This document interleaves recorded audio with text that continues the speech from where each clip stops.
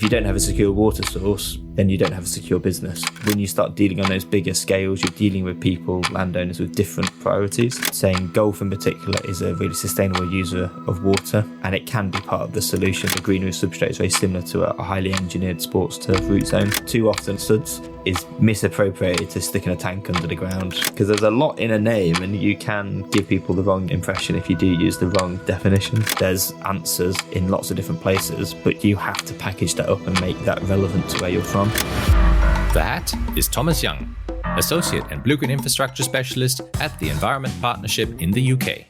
Tom's passion for green roofs and sports has led him on a diverse journey in supporting the implementation of blue green infrastructures by harnessing the hidden value that green spaces can contribute towards water security, biodiversity, and better understanding and communication among its diverse stakeholders. Following his PhD from the University of Sheffield in 2010, he has gone on to become a Nuffield farming scholar, Green Roof Organization board member, and CIWIM environmental partner. My name is Peter Marcus Bach, and this is the Grand Challenges podcast, a show about inspiring individuals who are stepping up to tackle the global challenges that our world is facing in their own unique ways. We reflect on the many out-of-the-box ways our guests have navigated the complexity and intricacies of the environment at the cutting edges of science, engineering, technology, and design. On today's show, Tom and I embark on a vivid discussion around how seemingly unrelated topics such as green roofs, beer, mushrooms, Wimbledon, pub names, 5-star rating systems, golf courses, water, cowboys, and community have shaped his holistic thinking around creating future sustainability and better stakeholder collaboration in the UK. Detailed information is provided in the show notes over at petermbach.com/podcast. Thank you for joining us today, and please enjoy the show.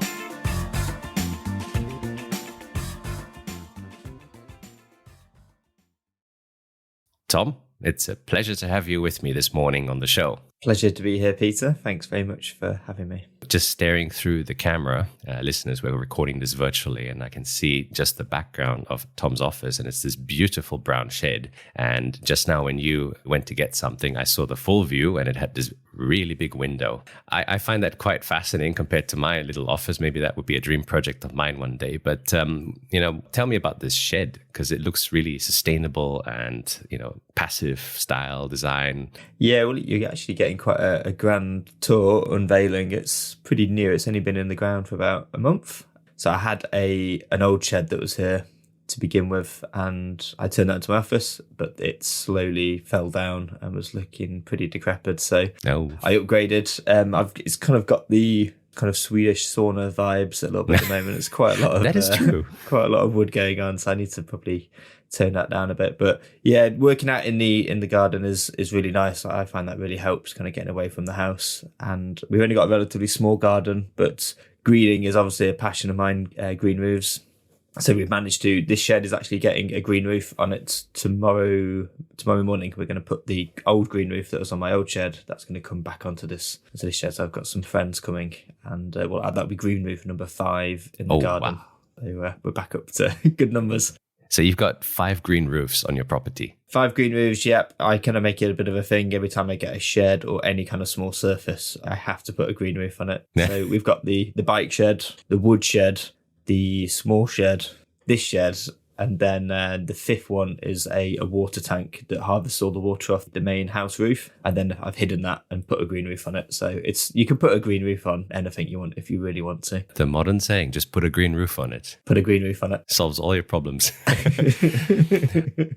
And I guess that's something that is quite big in the UK, green roof technology. You've actually been very instrumental in helping this technology be adopted a lot more, and I'm looking forward to getting into that. But I guess it all starts in one place, and that is you getting into the field of green roofs and research. But how did that interest come about, especially with all the sheds? Did you enjoy building and doing woodwork and construction back in your childhood days, or? Bits and bobs. I think a lot of it probably does come from my dad. We look very similar and we kind of act very similar. We actually look so similar that we often get mistaken for each other. It's a bit concerning now. Okay. He had a 70th birthday party a few years ago, and someone came up and wished me happy birthday at his 70th birthday. So I don't know what that says about him or what it says about me, but he had a career, an environmental career as well. And so I think I probably took a lot of inspiration from him. He was quite key at guiding me into doing ecology at university. And it was a topic, I think school in the UK at least, ecology isn't necessarily taught massively. I did A-level biology and we had an ecology module in it, but you're not really aware that that's a separate field that you can do. It is just biology. That's true. It's often lumped with biology. I've had the same experience. Yeah. And I think looking back, I remember doing that module in ecology and that being the easiest and simplest module I did, not because I'm a genius at it or anything like that. It was just interesting and that made it so much easier to just do, and everything kind of just made sense. So in hindsight, yeah, it was a natural fit to do ecology at Sheffield, and Sheffield suited me quite nicely because it was very much I wouldn't describe myself as an ecologist anyway, but definitely not a kind of ecologist that is good at IDing plants and animals and field work. And Sheffield was quite an academic undergraduate degree. They placed a lot of emphasis on theory, mathematical modelling and scientific research. And I think that suited me a lot more than a more kind of practical ecological degree. And they did a very nice scheme where they combined an undergrad with a master's course. So it's almost like a mini PhD. So you do a proper research project in your fourth year.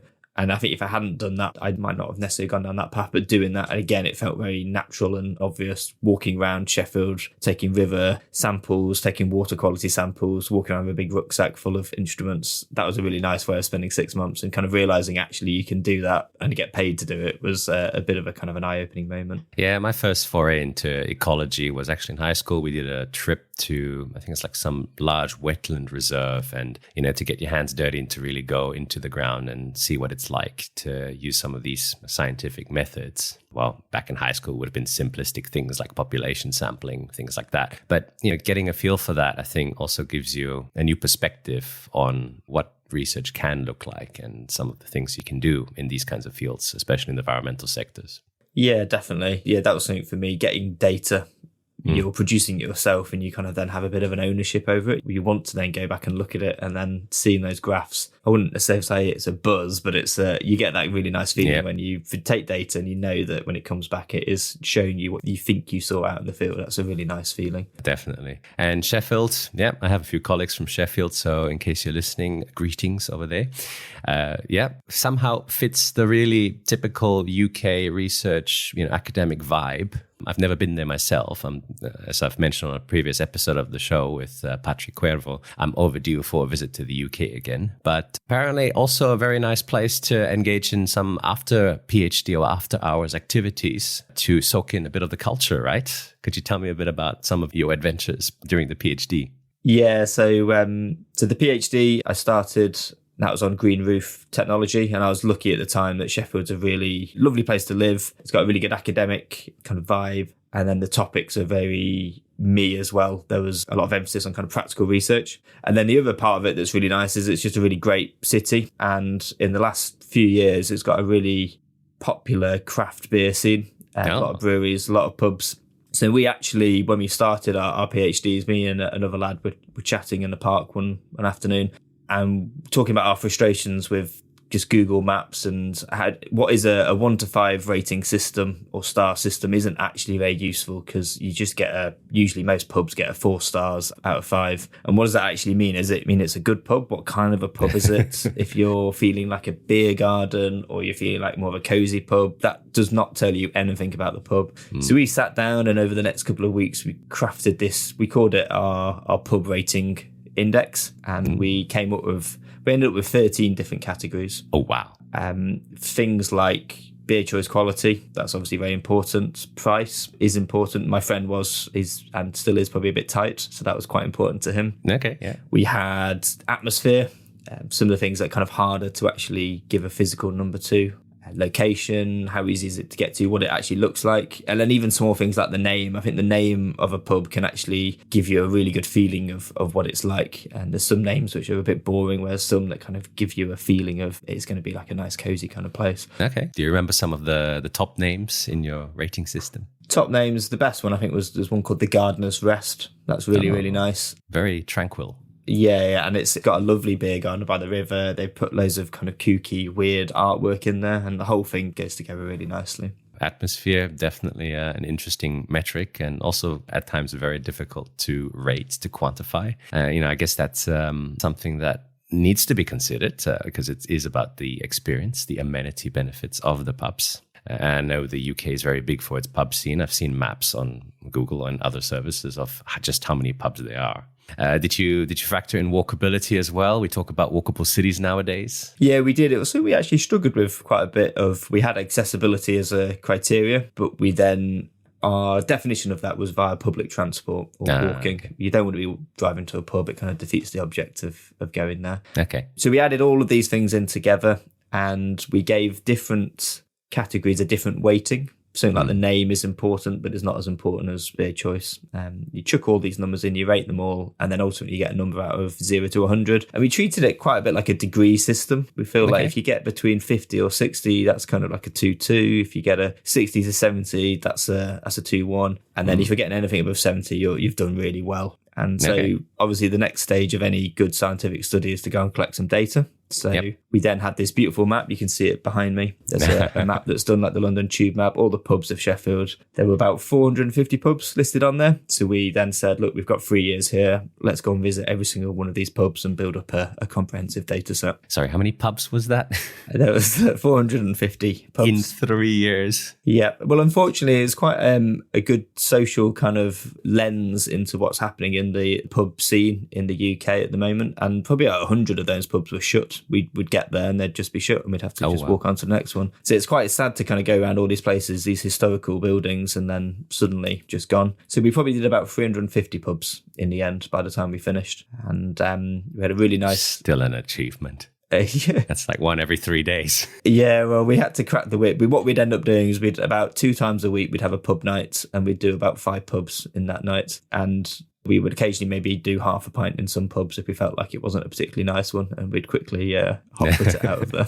Little that our listeners know, we're bringing up this story and spending extra time because somehow it paid dividends for you in the long run. And that's something that I really look forward to getting into now. That map, though, we'll have to somehow get a picture and show it to our listeners in the show notes. So... Definitely, yeah, I can send that over. And I think one thing as well, we did learn quite a lot during that study. And one thing I learned quite a lot is that coming at it from quite a scientific background, we kind of felt that the numerical system would be a really nice way of describing a pub. But there were some pubs which didn't actually score that highly on the rating system, but they were kind of like a crowd favourite. And it was that feeling that actually sometimes quantifiable kind of data isn't always the king and rules everything. There was that qualitative feel sometimes in these pubs where it was just a nice pub and a nice atmosphere and you couldn't quite describe it. It was just a nice place to go. And that was a genuinely quite a good learnings that you can't always use numerical systems to really get your message across. There's a huge people or human element in these things that you can't always kind of capture. Also a very important realization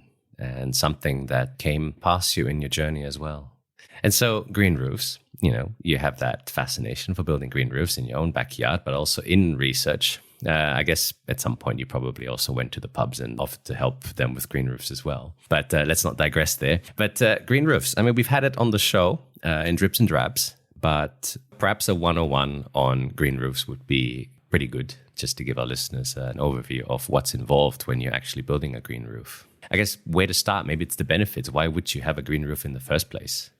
Yeah, well, they're fantastic green infrastructure. You can have them on many different surfaces. They provide loads of benefits. They can hold stormwater. They can reduce the flow of that water into urban drainage systems. They can provide greenery when places where there wouldn't be greenery, and that can have biodiversity benefits. The human element is really important. You can look out over a roof space, and with greenery, it makes people feel a lot better, makes them more productive. There's also the heat element to it. A lot of cities are very warm places with the urban heat island effect, and you're taking hard surfaces which heat up a lot, putting green roofs on them, and that can cool the air around them. So that can cool the area of the whole city, but it also can cool the building itself. And then there's other additional benefits. For example, reduced use of air conditioning because the building's cooler. Any of the air that the air conditioning units suck in is cooler as well, so you can reduce electricity use. They've even been shown to improve things like solar panels. They can improve the efficiency of solar panels by cooling them, because solar panels don't like to be too hot. So all of these things they can do, and they're fantastic at doing them all. But there's a bit of a warning note with them. A green roof can do all of those things, but it can do all of those things to a little extent. And you often get that with a poorly built green roof, whereas a well-built green roof can do all those things, but do them all very well. And so it's not like it's a given that you get all of those benefits. I guess you have to actively plan for it. And I'm thinking another benefit, noise protection, often acts as an insulating barrier against any kind of noise. For example, right now I have some planes, acrobatic planes flying right outside my window. So listeners, in case you hear some weird sounds, then you'll know what's going on. But depending on the thickness, of the substrate and the roof construction, that can have a different effectiveness. The same goes for provision of any natural habitat or the stormwater or rainwater retention. And there's really two dominant categories that we sort of talk about with green roofs, the extensive and the intensive. Yes. Yeah. So extensive roofs, they've been around for thousands of years, and it's really interesting to go back into the history of them. There's some really nice images and buildings still standing in mainly Scandinavia, where they built these big sod roofs. And that was because they just used it as a material that they had available. They'd excavate the ground, they'd take the turfs off, they'd build the roof, usually out of things like birch, silver birch bark. Yep. And then the sod would go back on, and that would provide a really nice insulatory property and weigh the roof down. So generally, the extensive roofs are described as thin, probably below 150 millimeters of substrate depth, substrate being the green roof soil. And there's a definite difference between that and soil. It's designed lightweight material to live on the roof. And then in intensive roofs, a much more deeper substrate, more like roof gardens would be a nice way of describing them. Again, potentially been around for thousands of years. People often cite the Hanging Gardens of Babylon as one of the world's first proper green roofs, intensive green roofs. And it's not necessarily that complicated. You're just putting vegetation on a roof, and you've either got some shallow soil, and then therefore the system has to be a lot more resilient, or you have much deeper soil and it becomes a garden, and it becomes more like how you would manage your normal garden. I mean, we have one intensive roof, and so personal anecdote, I keep mixing up the two terms because when you think of the word extensive, it's like, extra, but extensive is actually the thinner one. Intensive is meant to represent, doing a lot more. So it can be easily mixed up and interchangeable. Where I was going with that was intensive. We have a very nice one in Zurich. It's on the top of a design school. And it's really, I guess it's one of these examples where you can really call it intensive because they've got trees growing up there. It's able to support that kind of vegetation. Yeah, so the roofs that people really plan it well are absolutely fantastic. And it goes back to a bit of the point of the services that a roof can provide. The big issue you get with green roofs being built is people don't often know why they're building them in the first place. They're putting a green roof on because it sounds like a great idea, but why are you building it? And the ones where people really plan them as almost public parks or for workers to go to. People like Google and Microsoft now on their new buildings in central London, they've made a big effort to provide their workers with this lovely green space with trees, walkways, places to sit, and having that space in a city can be really, really important. No, definitely. And sometimes having it up at a certain elevation gives a completely different feeling when you're going out there and you're trying to enjoy the fresh air compared to down at street level. Yeah, and there's been some really nice examples in New York in particular. There's quite a few examples of people using those types of roofs as community gardens and growing a serious amount of vegetables and fruit in these spaces. Generally on our big old apartment blocks, they can take the extra weight of the deeper substrate. And then that food, it really is properly locally grown. They can kind of consume it within the apartment and the surrounding area. Urban agriculture, addressing the potential food challenges that we're going to be having in future.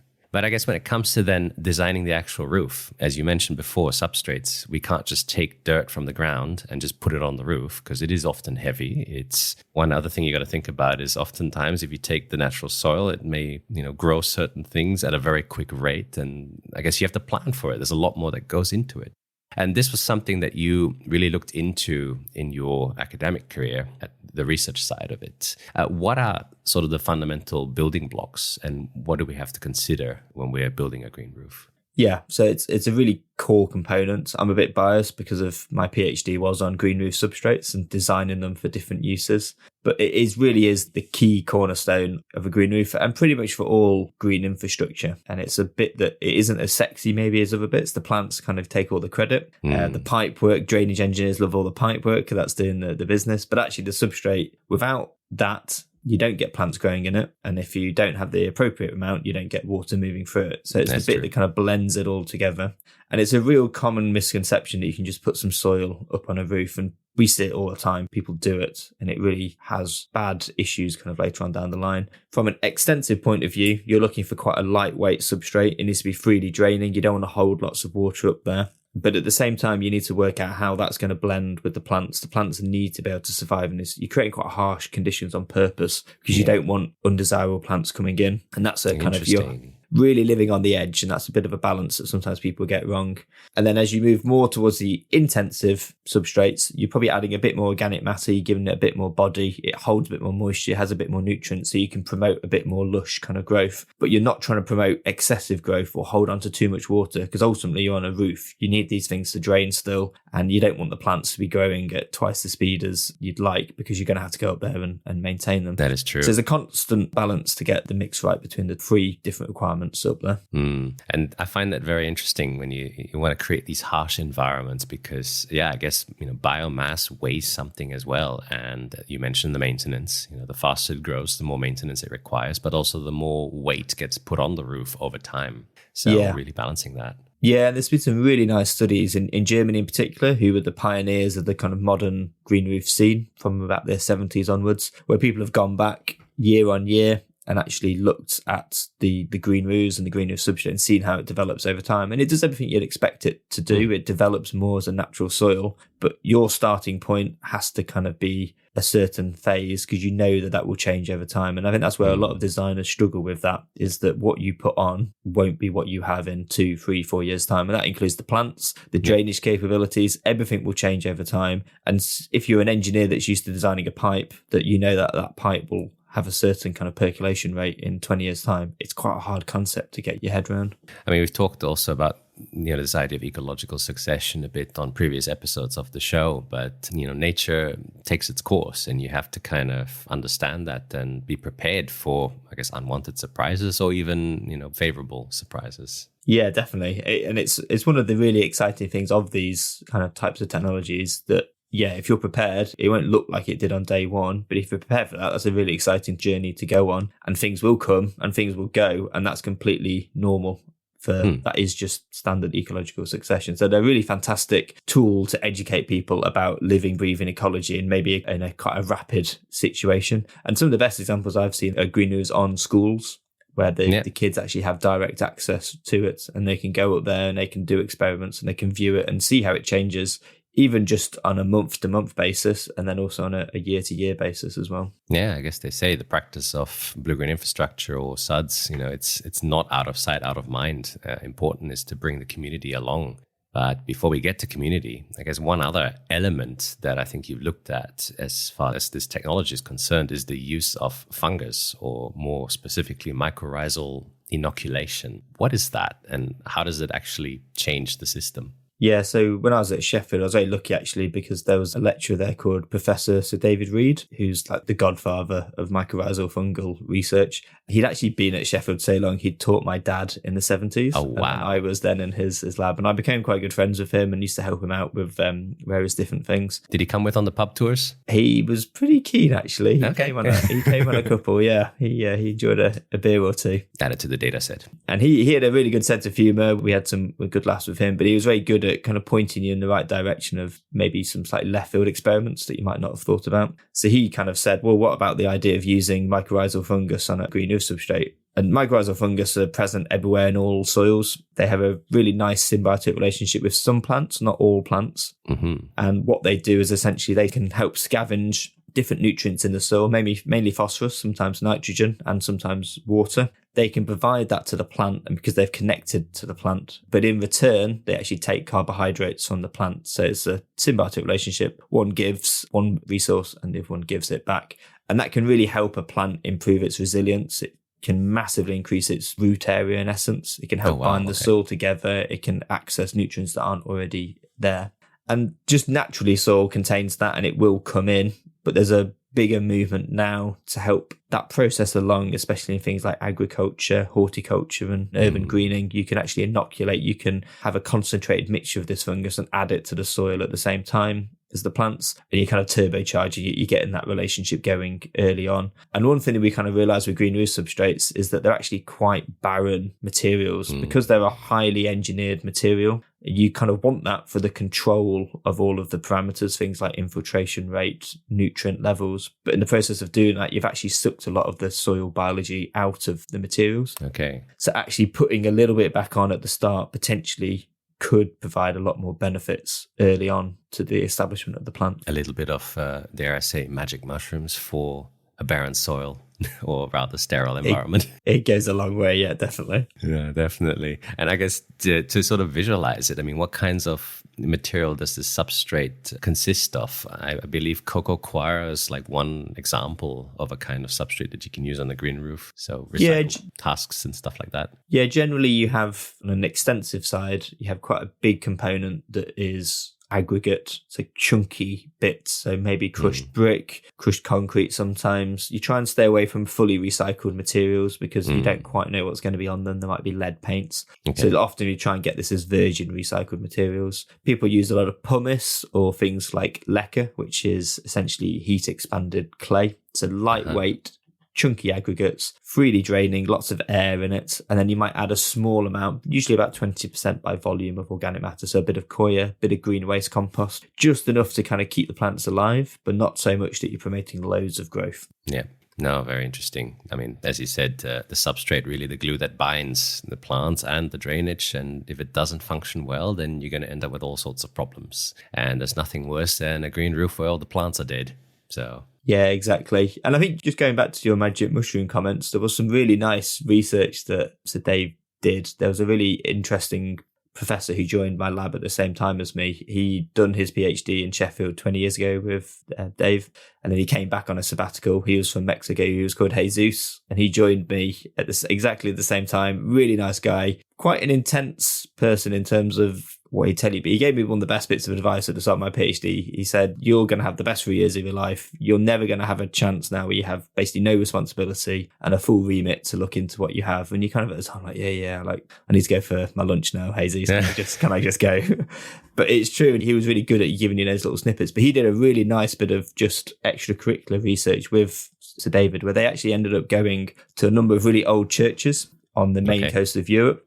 And they were looking, because the magic mushroom element to it was very important in pagan cultures, where people would take the mushrooms and then often have hallucinogenic experiences that would be attributed to kind of a religious experience. And in early Christianity, in kind of 500 AD, Christianity and pagan beliefs kind of blended quite a lot together. And so they were looking at these really old churches in France that are kind of 1,200 years old. And a lot of the stained glass windows actually have these structures on there that are actually giant mushrooms, not necessarily trees. And so they were documenting all of these images to kind of show that the mushroom in early Christianity was probably actually a really important component of religious ceremonies. And that was a kind of a hangover from pagan times. Oh, wow. That's a fascinating connection there. And I guess, you always see, mushrooms or fungus or anything popping up here and there in the research, whether it's in these kinds of cultural research or in medical fields or now also in green infrastructure. And I think there's a lot about fungus that we just don't know about that I think is left for us to find.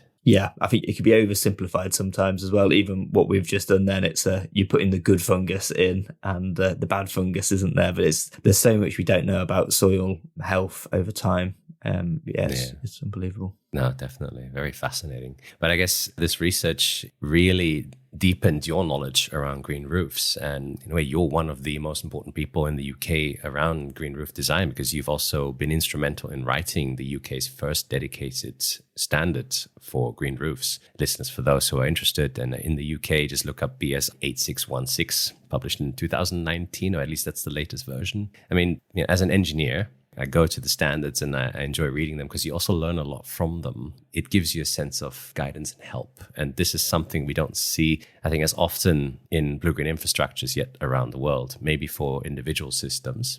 But what's it like to be able to work on these kinds of standards, and what are often the challenges that you face trying to then create these prescriptive kind of guidelines? Yeah, so there's two main documents that would be good to talk about. The BS 8616 was a British standard, and they're obviously very tight in terms of how you have to write them. We wrote ours as a method standard, so it's not the most exciting standard in the world. There's a lot of lab test methods in there. But one of the things we realised is that in the UK in particular, there wasn't a standardised procedure for testing green roof substrates. People were testing them sometimes as soil. There's a German green roof standard which you could test to, but no labs in the UK actually had the facilities to do that. And so what we wanted to do was bring together a lot of these methods, and a lot of them are existing methods anyway. We took a lot from the sports turf sector because a green roof substrate is very similar to a highly engineered sports turf root zone. Brought them together and said, if you're going to test green roof substrate, test it according to these methods, then you'll get a series of data. But that importantly means you can now compare that bit of data with this bit of data, because before, trying to compare one test sheet to another test sheet was pretty much impossible, because if you've tested it to a different method, it isn't the same thing. And so we created that standard, and it's quite a convoluted experience. It took quite a long time. They're very rigorous. You have to do it in your own time. There's a lot of voluntary assistance, which they rely on, and a lot of kind of people who are very enthusiastic about that sort of thing. But it's hard to get one of them over the line, because it is a lot of work for something without kind of much, not necessarily thanks, but it is a document that is there now, but people kind of don't really know where they come from. But I guess it's nice to shed some light on that, because I guess for you it would be also a proud moment, or a moment that is very fulfilling, because a lot of the work and the understanding you've built up over the years can go in to really help others then adopt it. Yeah, definitely. And I think there's another very important document to reference here is the GROW Code of Best Practice. So GROW are the Green Roof Organisation. We're a trade association that represents the UK green roof sector. And they're a really great organisation, a lot of really enthusiastic people that have driven that for about 20 odd years now, trying to improve standards and providing a single voice for the green roof sector in the UK. And the Code of Best Practice, there's 4 versions of it now, and it's grown each time. And the point of that document is to make it much more accessible. A British standard is often behind a paywall and a very kind of dense document. The Code of Best Practice is freely available on GROW's website, and it's meant to be a 101 about all the things you should do if you're installing a green roof, what you should do, and importantly, what you shouldn't do. And what we provide in there is minimum standards to say, don't go below this. For example, substrate depth is key. Do not go below 80 millimeters. If you do, we would say that's not a GROW recognized roof, and you're likely to have problems later on down the line. So we're trying to raise from the bottom upwards, really, to kind of say your minimum has to be this. And I guess a lot of experience goes into that. Also the mistakes made so that they're not made again. And as you said, the 80 millimeters, I'm just imagining 80 millimeters. Yeah, if you go thinner than that, then you're not going to have much of a green roof, or at least any kind of space for drainage or vegetation. So yeah, I guess when you put numbers to it from the experience, that makes life a lot easier as well. You know, with all that experience, having worked on the green roof standards and the guidelines and being deeply involved in the blue-green infrastructure scene or the SUDS scene in the UK, I do have to ask one question. That was what I gathered from reading your CV and bio. Do you call it blue-green infrastructures or green-blue infrastructures? And do you have a preference for the order of colors in that term? Because I do ask others about the terms, but I think it's very clear which ones you use. But what's the preference in terms of color order? I think I'm interchangeable, actually. Green, blue makes more sense to me. Does it? I think so. Well, the green comes first, and then the blue follows. Yeah, I don't know. I'm doubting myself now. Green, blue, green. I don't think it really matters. I think it's good. It's great that they're there together as a kind of a single entity. And that's something we have lacked in the past, is to try and get people to understand there's a clear link between green and blue. So it's a breakthrough that people are even using that term in the first place. There you go. Maybe it's a case of hidden identity. I'm a water person, so I start with blue, and maybe you're more from ecology side, so you start with green. But that was a realization that occurred to me. I should check on this, if there's actually a system behind it. Okay. It is an important point, though, because there's a lot in a name, and I think the green roof sector has struggled sometimes with multiple different names of things. There's things called brown roofs, which are probably less happening now. They still can be used in some situations where you put up more kind of building rubble waste up there and you kind of wait for things to come in. I have seen people use the phrase turquoise roofs for more kind of wetland roofs. Okay. But it's a kind of serious point, though. You need to have clear definitions for certain things. Substrate, I get a bit kind of anal about using the word substrate instead of soil, because there's a lot in a name, and you can give people the wrong impression if you do use the wrong definitions. That is true. And so we've discussed the color order, but in terms of SUDS and blue-green infrastructures, I'm going with blue-green. Is there any particular preference for you in using them, or any strategic way of using them? Yeah, I think SUDS is a good phrase that's been around for a long period of time, but I think blue-green infrastructure is probably more important because it lets you know that there's a green element to it. Too often, I'm sure you've seen it, SUDS is misappropriated to sticking a tank under the ground, job done, which we all know that isn't SUDS, that is just a tank under the ground. But I think blue-green infrastructure forces you to actually say, well, hang on a minute, where's the green element to this design? No, that's true. I guess under sustainable, people can very easily then misconstrue it to think, well, maybe it is just mimicking the natural cycle, but we can do that with, the traditional gray infrastructure just to bring in another color. So, yeah. But definitely a fun discussion to have and something that maybe I should ask a lot more on the show in terms of, color preferences. I know in the Nordic countries, they tend to use the color white as well. So. Oh, wow. In what context? Because of the snow. So, yeah, something for future thought. But either way, following your academic journey in green roofs, once you finished up, you actually went in a very different direction. And you've kind of hinted at this already just previously when we were discussing the British Standard. Where did you go?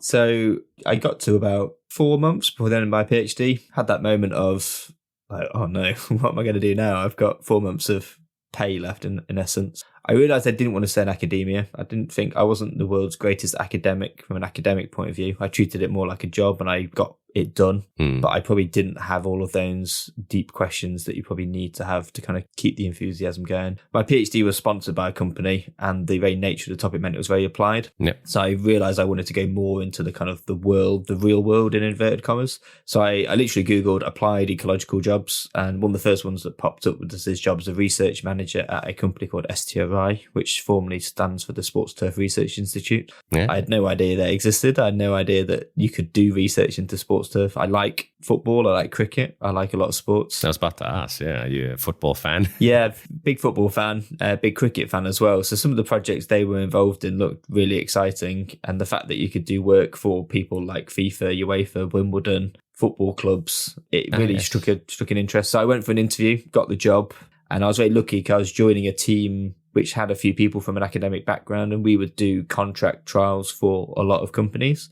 Some of them were very standard trials, registration for chemicals, but there's a lot of work that goes in to make sure that these chemicals are safe. I think a lot of people don't realise that from an inception to actually selling a product, there's a hell of a lot of work that goes into it. So it's very good to see that side of things. But then there was more the kind of left field trials as well, where someone would come to you and say, I have a product, I don't quite know how to use it. Can you show me how it would work? So if there was one person, for example, who had an ability to drop seeds on a biodegradable sheet, a bit like wallpaper. So you could essentially wallpaper your lawn, or you could lawn a wall or something like that. Oh, wow. So we did a lot of really nice trials showing where maybe in situations like on a very steep embankment, where that might be a useful process. So they were really good trials, because it forced you to think outside the box. But ultimately, you're coming up with a practical answer, but one that's based on scientific kind of rigor. So it wasn't just around, I guess, validating different, sports fields and checking the turf there for, pollutants and other kinds of things. Because depending on what you use, yes, certain chemicals can become an issue. But it was also, I guess, pioneering new ideas or supporting the development of new ideas for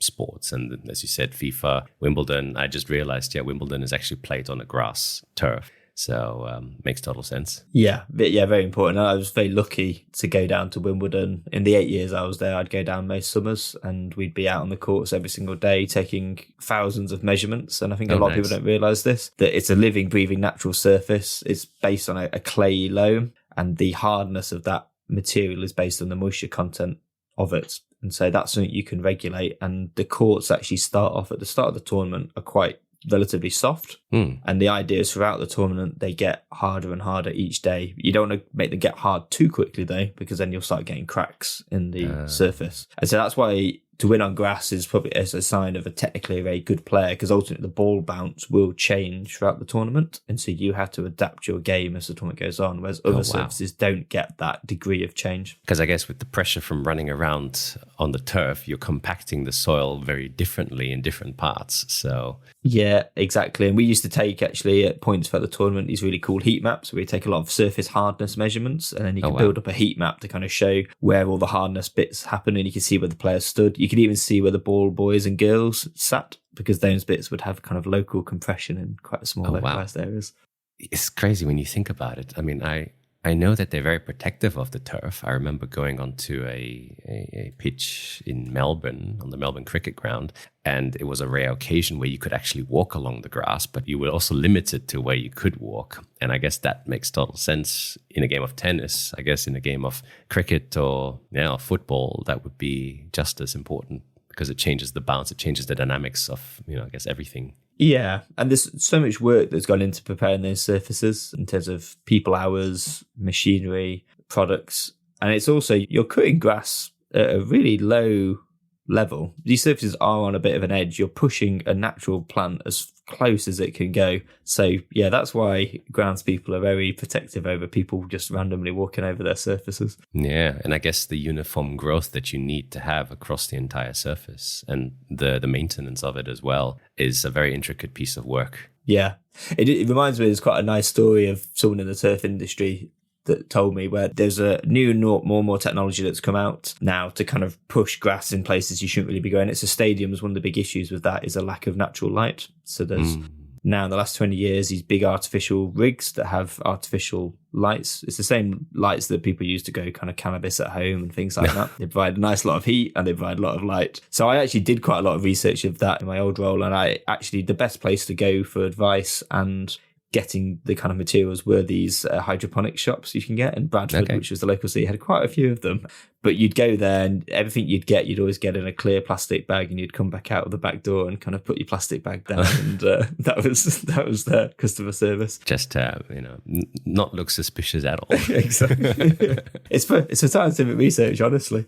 But there was a really nice story of one football club where the groundsman had all their lights out, and these are worth hundreds of thousands of pounds. And there was a goalkeeper who was practicing kicking the ball, and he was kicking the ball towards the lights. And so the inevitable thing happened where a ball hit the light, smashed a bulb, there's glass all over the football pitch. And the groundsman was there. And this person I know said, and there's a proper Yorkshire accent, I won't try and do it, but they went up to this young 19-year-old goalkeeper and just berated them. And they just kept saying over and over again, like, why are you so thick? Why would you do that? And this goalkeeper just had like no clue about what they'd just done. I'm just picturing children shooting footballs through glass windows as your stereotypical example, but this is at the professional level. So you just shoot it at $100,000 or £100,000 light systems.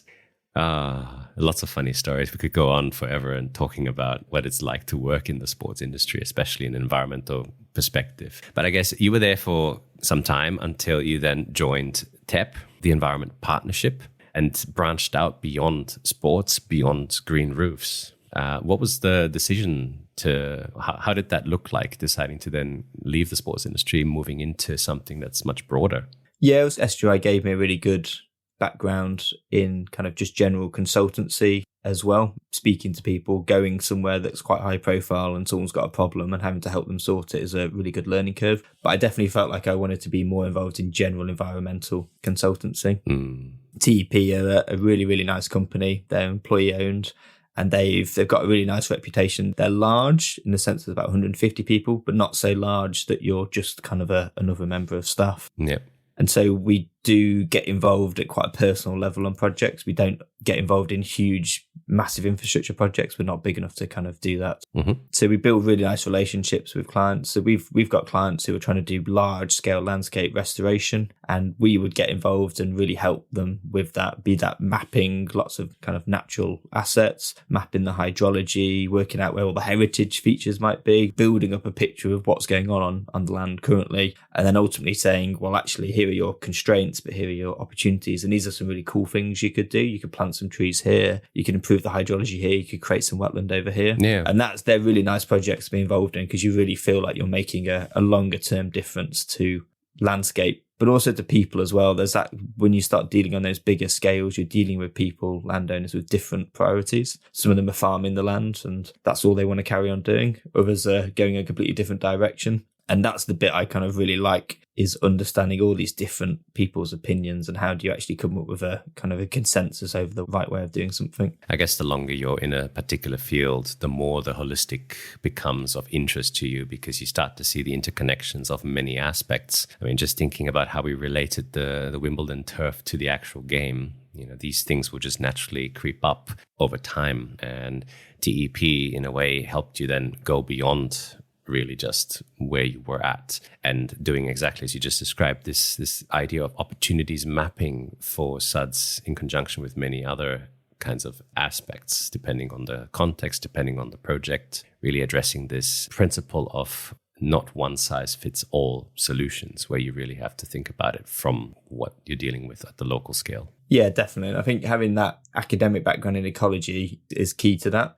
Some people, I think, have done ecology, and this is where I kind of didn't want to go down that route of doing species surveys for certain species and being very kind of focused on certain things. My ecology background gave me the understanding that if you change one thing, you are going to affect 10 other things. You can't get around that fact, and you have to have that at the back of your mind. You can't just go in and change something without trying to understand the consequences for other things. And that's, to me, more important than, say, just trying to save one or two individuals of a certain species in a certain area, because ultimately the bigger picture is you might be creating a fantastic habitat for something much bigger than that. But I guess you never quite left the sports behind, because I think one project you mentioned you worked on was a golf course. Yes, yeah, the sports has kind of followed me a little bit, where one of the things like we started to get involved with more and more was water security, and golf in particular has... I don't actually play golf that much myself, but I do have a bit of a soft spot for it, because golf as a land stewardship, use of the land, can actually be really good. They have quite a bad reputation. Some golf courses maybe are that way, but I think the majority of golf courses actually manage that parcel of land very sustainably. And there's a lot of golf courses in the UK that are set in SSSIs, sites of special scientific interest, and they actually manage them essentially for free. And without them, a lot of them probably might not be in such good condition as they are in. One of the things that golf needs is water. They have some surfaces, a small amount of surfaces generally, that need, because you're cutting the grass so short and you're kind of having so much impact on it, you need to give it a bit of top up of water.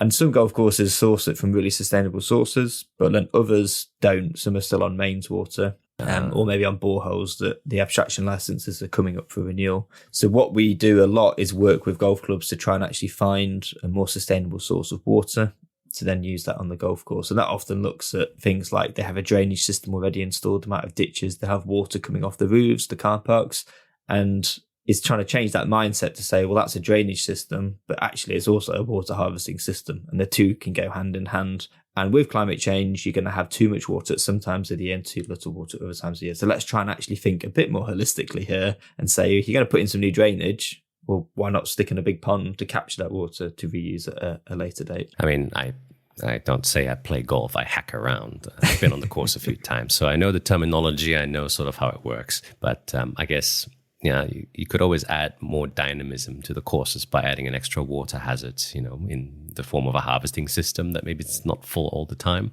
I don't know how the course designers would take that, but there's definitely lots of opportunities, given that a lot of these infrastructures are already part of the game in the first place. Yeah, exactly. And it's a very good point you made there. And one of the things that hopefully we're quite good at is saying, look, we're coming here with a water hat on, but we understand golf, we understand ecology, but you also understand what a golf course architect will do. And we've got some really nice projects working on now where we're working hand in hand with the golf course architect, and they're making changes to the course layout, to things like that, hazards, but they're doing it with the water as the central kind of idea to it. And we're kind of almost saying to them, these are the things you need to do. Can you design the course around these features? It's a different kind of mindset, but a really kind of refreshing place to be in, because the water and the ecology is the kind of central bit to it. And then you're kind of designing around it.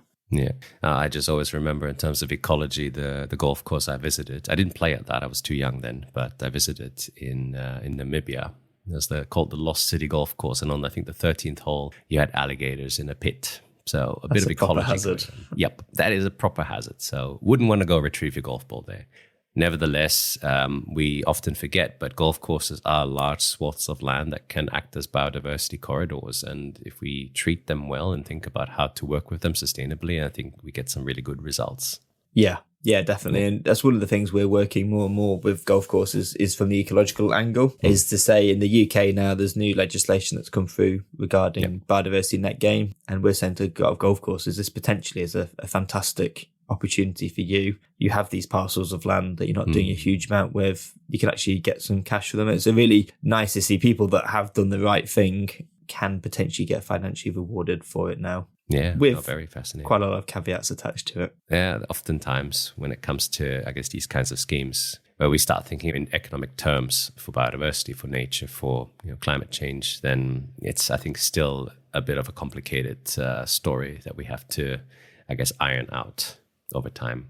But one other aspect that came back into play in this experience, especially with TEP, was a certain rating system that you developed and refined over time. So how did your pub system factor into this, and how did you then adapt it to suit the needs now of what you were doing? Yeah, we got approached by someone who does a lot of work in the golf sector, and they wanted an ability to start measuring the security of golf courses' water supply. And so I kind of half tongue-in-cheek started talking about the pub rating system. But the more we thought about it, the more we realised we could actually adapt that to being a really nice way of quickly giving an idea of how secure a golf club would be in the long term from a water supply. And so we've developed that into a really nice system now where we can go to a golf course on behalf of our clients and ask various questions about the irrigation system, the source of the water. And then we even talk about things like the clubhouse and how they educate their members about water. And it's a bit similar to that the name category. The name is important, but it's a much lower percentage of the overall score. And it's the same in this system. Where they get the water from is the most important thing. But actually, there's a chance here to educate 2,000 members on sustainable water use. And that's potentially just as important in the kind of wider environmental sector. So we do that. We get a score. And we're very clear to say to them, it's a kind of an opportunity here to understand your points of weakness. It's not something to compare against another club. We're not putting you into a league table or anything. It's your score. And here are the bits you can do to actually reduce your vulnerability. And it's also very important we try and frame it in a business sense as well. It isn't just about environmental. It's the true sustainability sense that if you don't have a secure water source, then you don't have a secure business. And so that's how you need to think of it. It isn't just a nice airy-fairy sustainability thing to look at. Yeah. It actually impacts functioning. It impacts well-being, a lot of aspects like that. But it's fascinating to see that sometimes the best ideas, you don't think about it at the time that they come, but in moments of rest, become very crucial later on in life and in your career. It is, and it's very nice to have those things to draw upon, because I've done quite a few presentations to greenkeepers who are a very knowledgeable kind of group of the amenity sector. But being able to try and explain to them what we're trying to do, it isn't just like a bit of an academic exercise. There's some specky beardy bloke coming around asking you lots of awkward questions about your irrigation system, and you get a big complicated spreadsheet out of it. I kind of like to use the pub example. I think that gets everyone on the same page, and you kind of then understand that what we're trying to do and what my spreadsheet is doing. And it isn't just another scoring system that gets you a score that goes somewhere else. It hopefully is a very useful experience to go through for them. Well, with a data set of 350 pubs, I think the system's pretty well tested. But it just shows how important communication, and also communication by analogy, is. And the closer an example is to your heart, the much more powerful the message becomes, and the more people you can reach as a result of that. Yeah, definitely.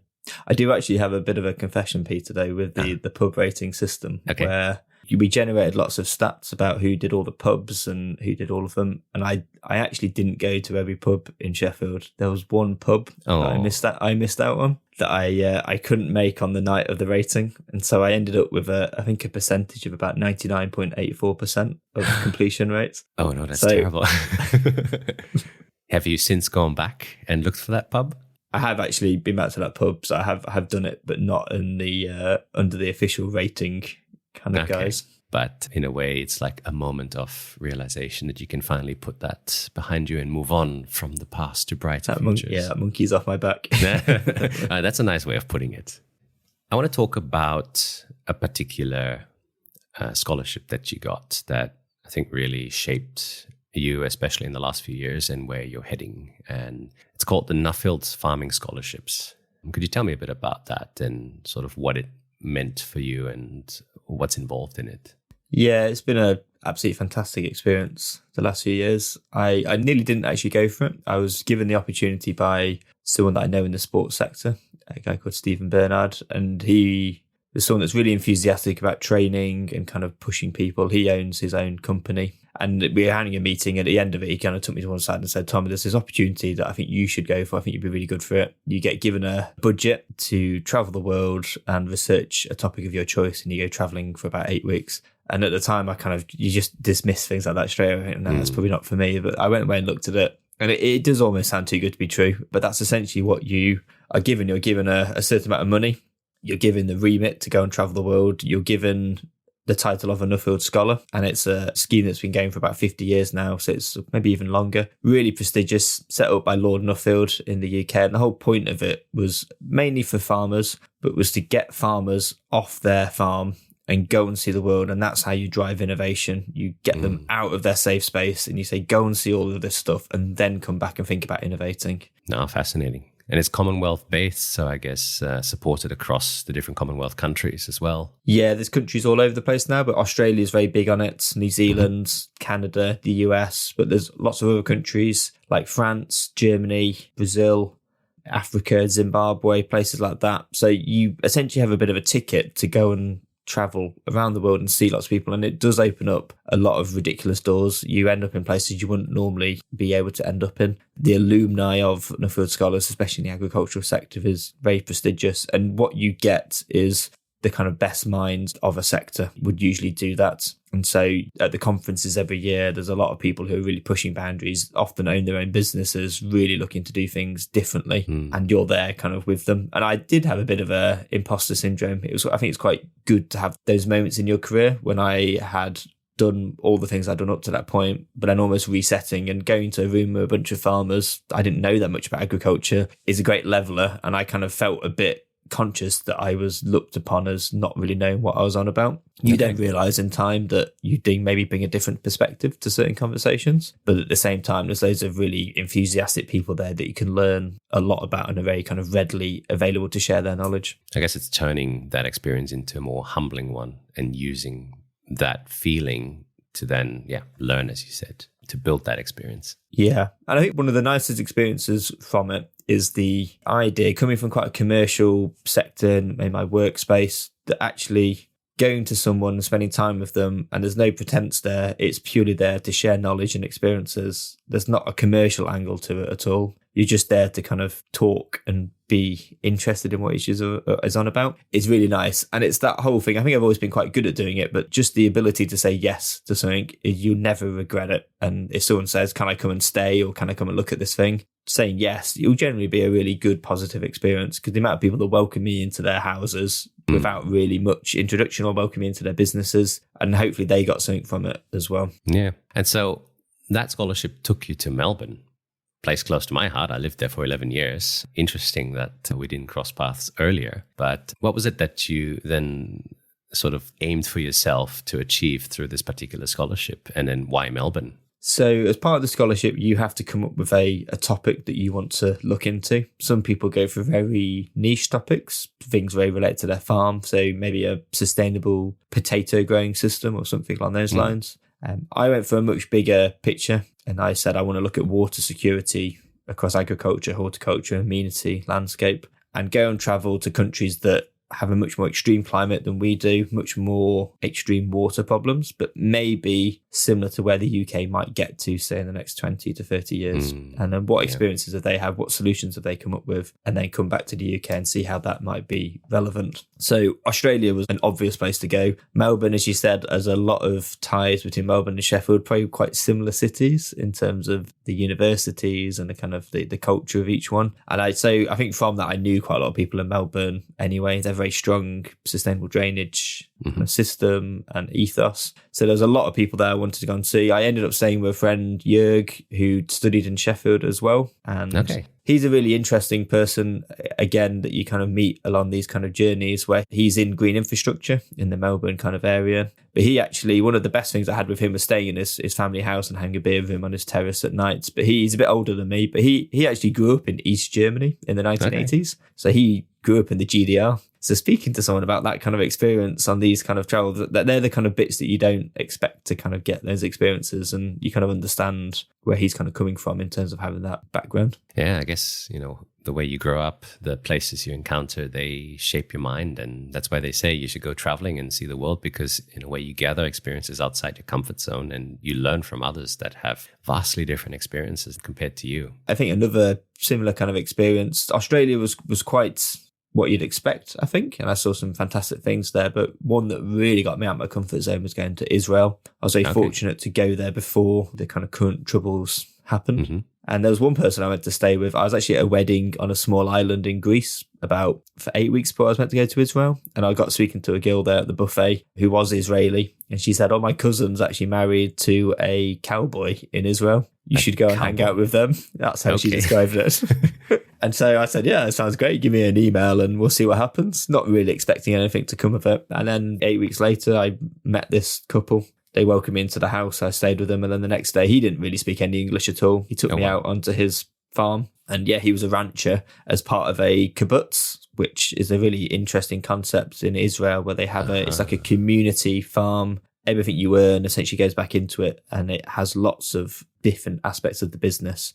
And it's a very sustainable business model because ultimately, if the cattle doesn't do very well that year, the orchard that feeds into the kibbutz may do much better. So everyone's kind of safe and they have community-run schools, community-run creches, sports facilities. So it was really interesting going around that. And then he took me around his farm and we ended up at the Sea of Galilee overlooking that, and his cattle are kind of drinking from there. And yeah, really, really nice experience. But at the same time, there's that level of kind of extreme climate and also situation that Israel really kind of showed. The whole time he was walking around, his mate was with us. His mate had a gun, a pistol on him the whole time. Both of them had served in the army because they have national conscription over there. And then I went to see another person in the north of the country who they bordered Lebanon. And he took me around his kibbutz and his research farm. A lot of drip irrigation came from Israel. They did a lot of the initial research of that. She was showing me around their research facility. And he took me up on the hill and he said, look, over there, that's Lebanon. That's a Hezbollah outpost. We'll give them a wave, but we won't stay for too long in case they get a bit annoyed at us and start, doing anything. Yeah. And he was kind of explaining the insecurity of that area from a kind of political situation. And you can kind of see at the time, you kind of take things with a bit of pinch of salt. And obviously a year later, what happened. But you kind of see in that extreme situation from a climatic and also political point of view, that's one of the reasons why Israel has pushed so far ahead from a water point of view. They realized that one of the easiest ways of other countries to harm them as a country was to disrupt their water supply. So they put a lot of government money, but then there's also a lot of private investment now. Most of the water kind of startup companies in the world, a lot of them have Israeli origins because they have that culture of progressing and trying to do new things. And that's that extreme climate that I think can really force that to happen. So that was really interesting to see. Yeah, it's interesting when you see countries where you have both the political pressures, the environmental pressures. So, Israel being particularly on that political side. But then I'm also thinking Singapore, which was reliant on Malaysia for a long time for its water supply. It's what gets people to act and also innovate. And I guess, these were some places that you were able to see on your trips. And just also thinking Melbourne had the drought as well as, the pressures on the infrastructures running out of water as well. So a very similar combination. Yeah, Melbourne was very interesting because a lot of people reference the Millennium Drought as a key driver for kind of more sustainability. Yeah. But a lot of people said the same kind of thing. That memory is getting more and more distant now. And a lot of the lessons learned from that time kind of quite quickly go. And yeah, on the other side, Singapore was somewhere else I visited, and that was really interesting to see the model of or the benefits you potentially get with a consistent government, whether or not you like that as a political system or not. They have had the same government for a very long period of time, but that does mean they have got things done and they come up with a 20-year plan, and that 20-year plan, they stays the course because there isn't necessarily political interference. And they've done some amazing things in Singapore where they've taken themselves, as you say, being extremely reliant on Malaysia for water. And then now they're nearly self-sufficient. I don't think they're quite there, but they've kind of actually exceeded a lot of their national infrastructure projects, probably under budget and ahead of schedule. And there's not many countries that I think do that on a regular basis. True. I guess diversity brings security. You must have geeked out on all the green roofs there and just the vertical and horizontal greenery that was not on the ground level. Yeah, it's pretty insane, isn't it? What you're just kind of walking along and then you look up and there's suddenly some tropical trees just hanging over you, and it's just a standard apartment block. But it's really nice to see things like that. I think that when I do talks on Nuffield, I often show a picture of some of the urban greening and kind of say, this is their mindset. It can be done. It might be a ridiculous idea, but it can be done if you really want to do it. And I guess all this richness and experience, there's really two ways it can go. One central theme seems to have been bringing the community on board. But I guess the other central question begs to be asked, what does all this now teach the UK in, building climate resilience, building a greener city or greener future?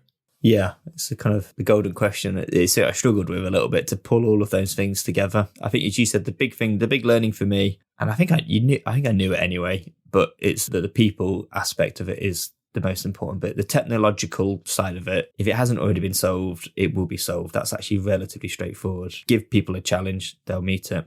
The real hard bit is actually getting multiple stakeholders around a table to agree on a common solution. And do you do that from the top down, or do you do that from the bottom up? And in reality, you're probably best sitting on the fence. It's a combination of the two. Top down government policy can kind of force people along a certain way or help people with maybe grants. But ultimately, if you don't have a bottom up approach where a solution's been locally derived and owned, I think that's the most important thing, is owned in the long term, it won't last the course. So, for example, a really good example is that project's funded by a top-down government grant. Here's £200,000 to do a pilot study, see what you do. Well, at the end of that 5 years, everyone writes a report, everyone pats themselves on the back. Yeah. It's very hard to actually keep it going. Whereas a project that's managed and owned by those people themselves generally will last the course because people have a real stake in it. And one of the nice examples I did see was one in England itself, and that was really quite nice to see that it wasn't all going out and expecting to see a perfect country, because there isn't a perfect country. There's answers in lots of different places, but you have to package that up and make that relevant to where you're from. And there's a project in the UK called the Felixstowe Hydrocycle Project. Okay. It took about 10 years from kind of conception to being built. Concept's very straightforward. There's a load of drainage ditches in this part of the country. It's very low lying. It's actually below sea level. So all that drainage water gets to a sea wall and is actively pumped into the sea. And this is fresh water, perfectly good. That fresh water was harming the salt marsh on the other side of the seawall. All of the farmers in that local area generally need irrigation water in the summer. So what do? You pump that water. Instead of pumping it over the seawall, you pump it back up to a series of reservoirs that they can then use in the summer. But it still took 10, 12 years from conception, getting everyone around the table, trying to come up with a solution, and importantly, getting people fully on board.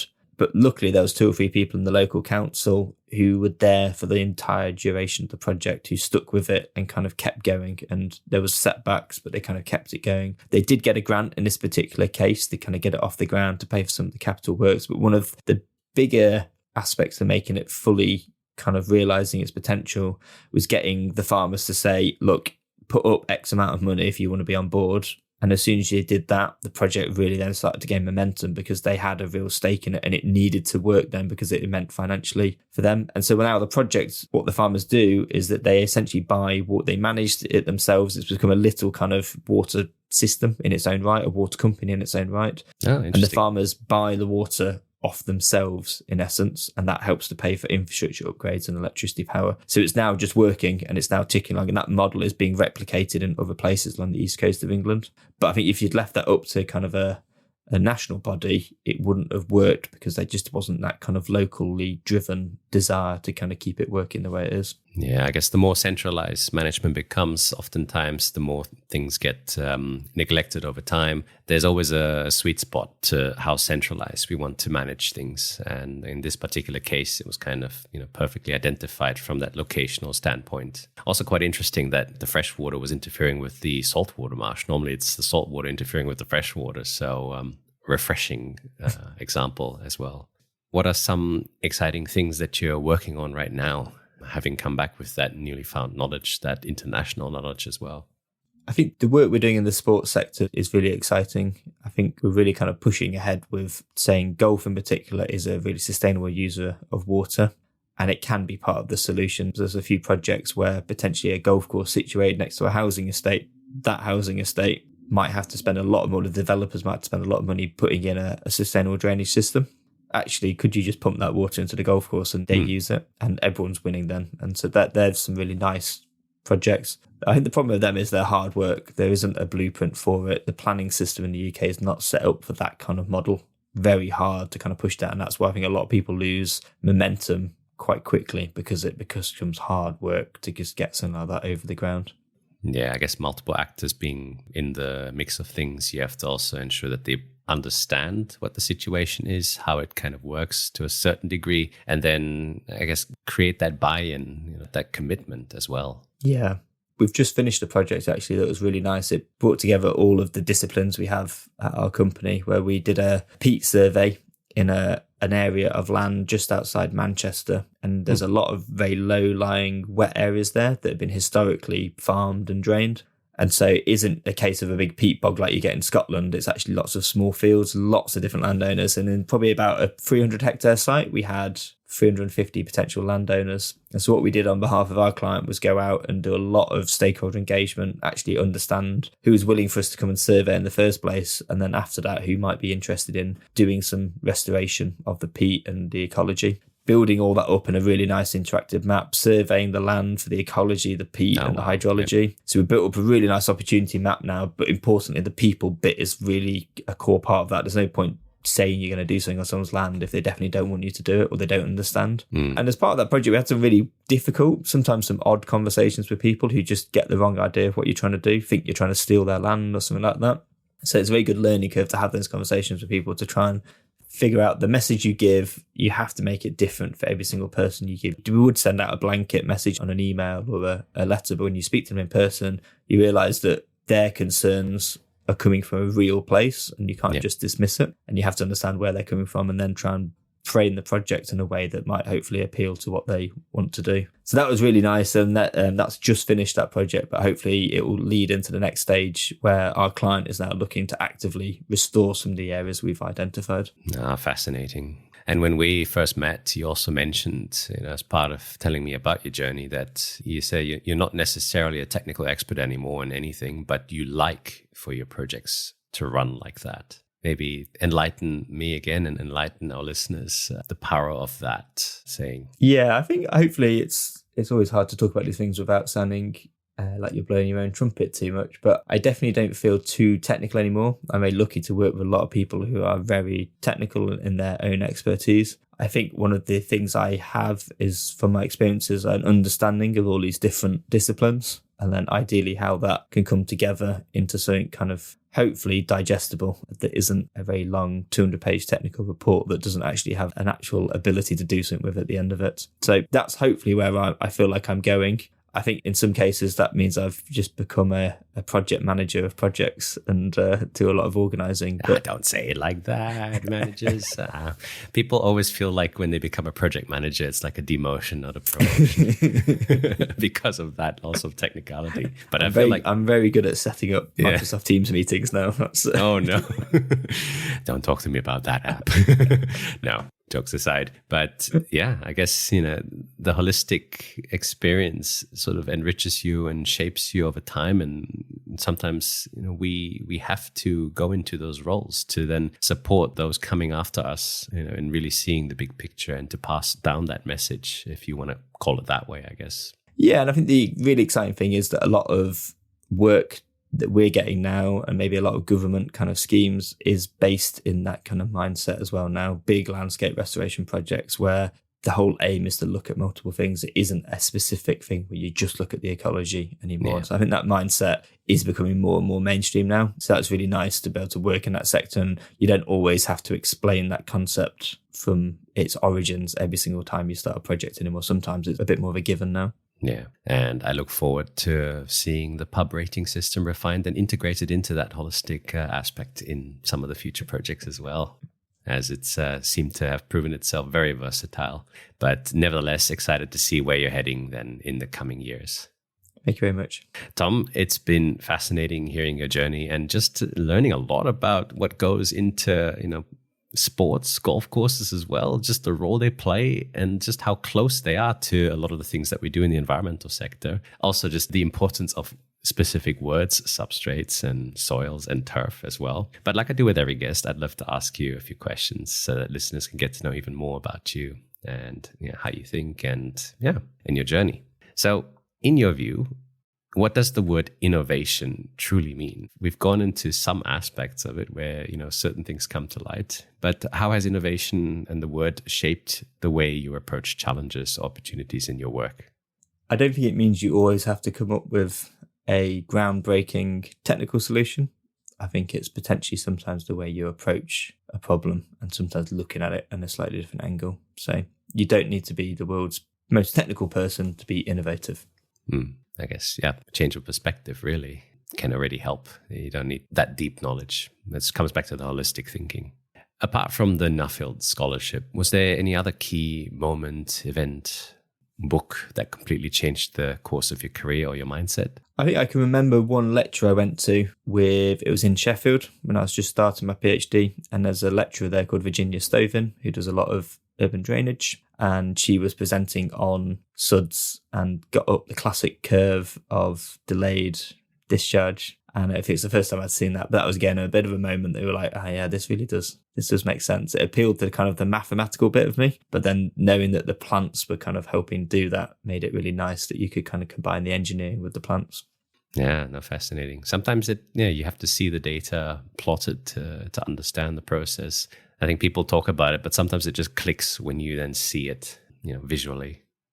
So what tips and strategies can you offer in terms of time management? How do you maintain a balance between your professional and your personal time with all the green roofs that you're building at home and the shed renovations?